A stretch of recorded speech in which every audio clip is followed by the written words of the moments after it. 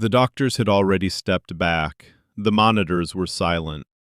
The room had gone still in the way rooms only go still when everyone present has accepted that there is nothing left to do. A man in a suit stood against the wall with his hands over his mouth. A senior physician pointed toward the door. A nurse looked at the floor. The baby had stopped breathing minutes ago, and every attempt to revive him had failed. Then a boy in a torn gray shirt pushed through the door. Nobody noticed him at first. He was maybe 11 years old, small for his age, with muddy shoes and the kind of quietness that comes from spending too much time being invisible. He had followed the ambulance on foot from 3 blocks away because he had seen the father running, and something told him to run too. He reached the sink before anyone could stop him. What happened in the next 60 seconds would be debated, documented, and replayed in that hospital for years. Before we begin, if you believe that courage has no address and kindness wears no uniform, please like this video, subscribe to WhatsApp Kindness Tales, and share this with someone who needs to believe in people again today. The boy's name was Kyle. He was 11 years old, and he had been living without a permanent home for 8 months. Not entirely on the streets, but close enough. He moved between a church shelter that closed at 7 in the morning and a dry space beneath an overpass that he had made as close to a room as a person can make a concrete ceiling and a cardboard floor. He had a backpack with 3 items in it: a change of socks, a photograph of his mother, and a small book about the human body that he had found in a donation bin outside a clinic 2 years ago and had read so many times the spine had split. That book is important. Remember it. Kyle had been curious about medicine since he was 6 years old, when his younger sister stopped breathing for almost a minute during a severe allergic reaction, and a paramedic had arrived and brought her back with calm hands and precise movements that looked to Kyle like the most important thing he had ever witnessed a human being do. He decided that day that he wanted to understand the body, how it worked, what could go wrong, and what could fix it. Without school access, without a library card that stayed valid when you had no fixed address, he read whatever he could find. Donated medical pamphlets, outdated textbooks left outside campus buildings, and that battered book about the human body which explained in a chapter on infant emergencies what to do when a baby inhaled water or fluid, and the airway needed to be cleared before the lungs could restart. He had read that chapter many times. He had never imagined he would need it. The morning it happened began like most of Kyle's mornings. He was sitting near the entrance of a park 2 blocks from the hospital, eating half a granola bar he had saved from the shelter the night before, watching the city arrive at itself. He noticed the man first, expensive suit, running in a way that men in expensive suits almost never run, with total abandon, with no awareness of who was watching, because something had overridden everything except the emergency. The man was carrying a small bundle against his chest. Kyle stood up. He did not know exactly why. He just did. He followed. The hospital entrance was 3 blocks away. By the time Kyle arrived, the man had already been taken through the emergency doors. Kyle slipped in behind a family entering through the same entrance and followed the sound of raised voices down a corridor and through a set of doors that were still swinging. He came into the room just as the senior physician was raising his hand and saying the words no parent is ever prepared to hear.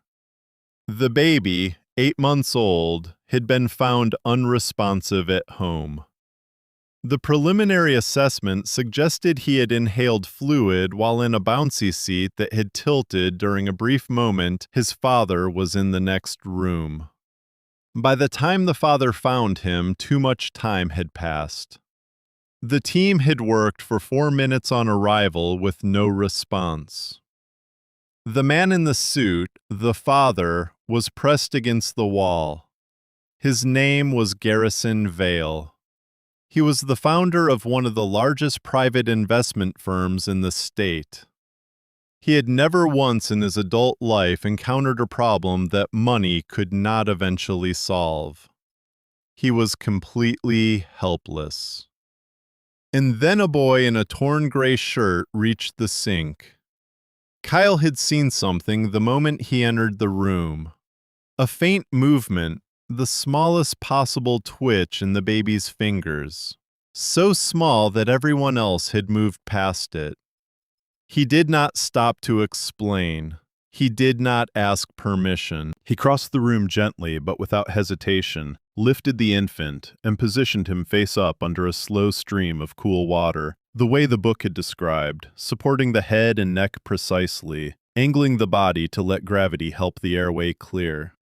That is when the physician pointed at him and shouted. That is when the man in the suit said, "What are you doing?"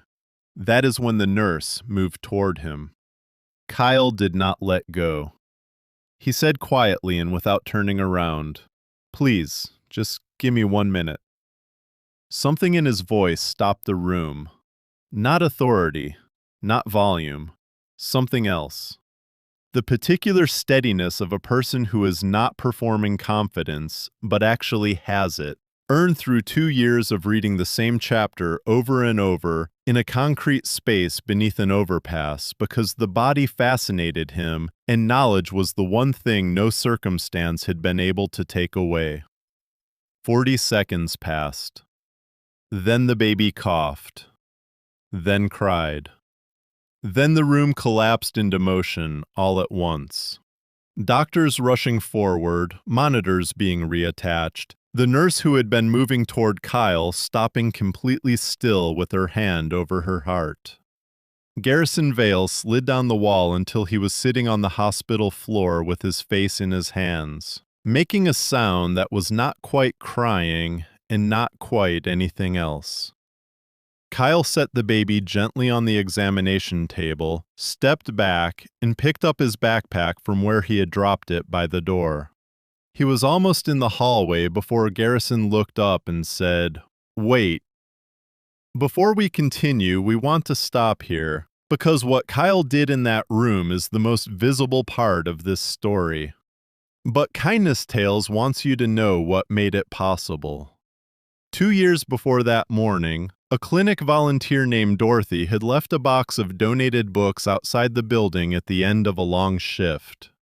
She did not sort through them carefully. She did not think about who might pick them up.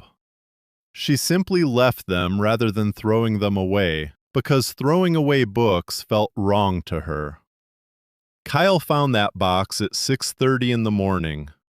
He took 1 book. A retired paramedic named Harold ran informal first aid sessions at the church shelter on the 2nd Sunday of each month. He let anyone attend. He did not check whether attendees had a home address. Kyle came to 3 of those sessions. Harold showed the group how the human airway works and what position matters most when an infant cannot breathe. Harold never knew Kyle's name. Kyle never forgot what Harold taught. A shelter supervisor named Irene let Kyle stay an extra 40 minutes past closing on cold mornings, when she could tell he had nowhere warm to go. She never noted it in the register. She just did not lock the door until he had finished whatever he was reading. None of these people were in that hospital room. All of them were. This is what Kindness Tales believes. Every act of human decency travels further than the person who gave it will ever know. Dorothy's box of books, Harold's second Sunday sessions, Irene's unlocked door, they all arrived in that room with Kyle. Garrison Vale found Kyle in the corridor. He had left his infant son in the care of the medical team, followed the boy into the hallway, and stood before him with an expression that had nothing practiced in it, nothing managed. Just a man who had been to the edge of the worst moment of his life and come back because a child in a torn shirt had refused to accept what everyone else had already accepted. He asked Kyle where he lived. Kyle told him the truth. Garrison did not react with pity or with the particular discomfort that people sometimes display when poverty arrives close enough to feel real. He asked Kyle 2 more questions. What do you want to do with your life? And what do you need to do it? The arrangement that followed was not charity. Garrison was clear about that from the beginning, and Kyle was clear that he would not have accepted it as such. It was investment. Garrison had spent 20 years identifying people who had something rare and making it possible for that thing to grow. He had simply never before found that person in a hospital corridor at 11 years old with a split-spined book in a backpack. Kyle was enrolled in school within the month. He lived with a foster family that Garrison's foundation had supported for years, a couple named the Okafor Brennans, who had 3 other children in a loud kitchen in the kind of home where the front door was always unlocked because someone was always arriving. He was given access to a tutor twice a week, a library card, a winter coat. He asked if he could keep the book about the human body. Nobody had ever suggested he couldn't. 4 years later, Kyle was the top science student in his school. He attended a regional medical symposium at 14 as the only middle school participant. He sat in the front row and asked 2 questions that the presenting physician later described to a colleague as the most precise questions anyone had asked all day. Garrison's son, now 5 years old, called Kyle by a nickname that had developed over years of visits and could not quite be translated into adult language. What it meant, roughly, was the person who stayed, because that is what Kyle had done. When everyone else stepped back, he stayed. The night before Kyle's first day of high school, he sat at the Okafor Brennan kitchen table and wrote a letter. Not to Garrison, not to the doctors. He wrote it to Dorothy, whose full name he had eventually learned by tracing the clinic donation box back to its source. He wrote it to Harold the paramedic, now retired to a smaller town 2 hours away. He wrote it to Irene, the shelter supervisor. He told them what their small decisions had made possible. Dorothy wrote back within the week.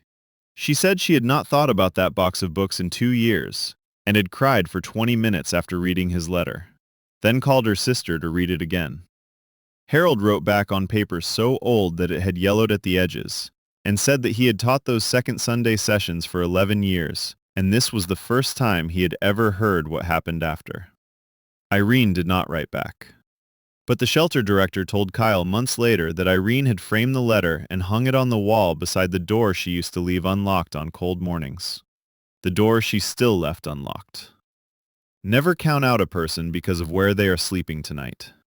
Never assume that because someone has nothing, they know nothing. Never mistake quietness for emptiness or worn shoes for a small life.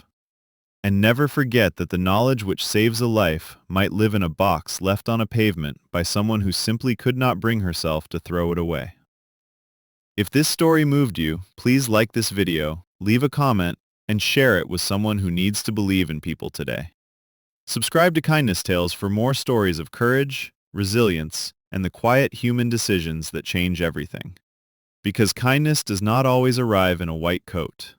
Sometimes it arrives in a torn gray shirt carrying a book with a broken spine. And it stays when everyone else has stepped back.